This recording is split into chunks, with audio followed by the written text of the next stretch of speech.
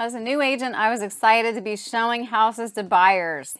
These were my very first buyers who actually I closed a transaction with. So I was excited to be showing them houses. They brought their nephew along. Everything was great. I was showing them a house off this really nice street. And we go up to the front door. I work the combination lockbox, and their little nephew was so cute. I just asked him if he wanted to open the door. So the little nephew opens the door and out pops a dog's head.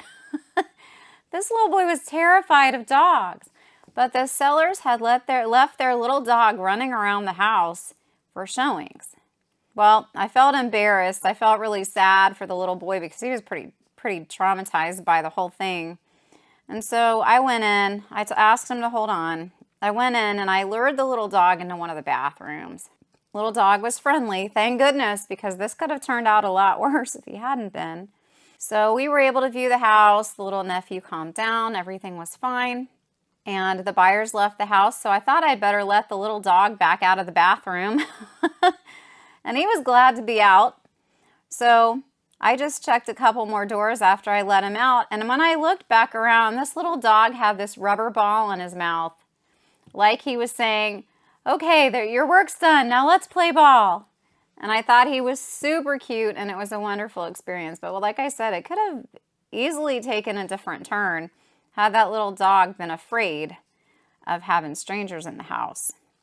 There was another occasion recently where some sellers put their very big dogs in the garage and let them run around, and my buyer didn't realize that the dogs were running around in the garage. So lo and behold, the garage door opens, and guess what? The two big dogs come bounding out of the garage into the house.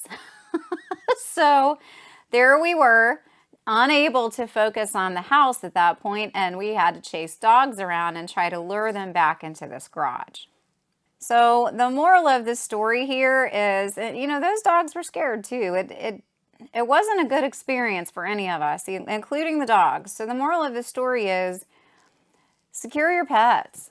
I've certainly had some other instances where we get that really friendly cat who functions as the tour guide throughout the house, and we're afraid that the cat is going to get out the door. So again, secure your pets. It keeps them safe, and it keeps everyone else safe too, because let's face it, when you're not home, your pets get scared that you're not there, especially if strangers are walking into their house. So make sure that they're secured. Some people put them in a crate in the garage or in the basement.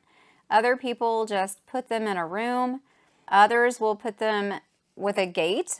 They'll have a gate up at the doorway so that you can look in the room, but the pets can't get out for really small pets. Please don't use just the standard gate. If you've got a huge dog, that's not a good idea, because sometimes these really big dogs get pretty territorial, and a gate's going to be nothing for them with strangers in the house.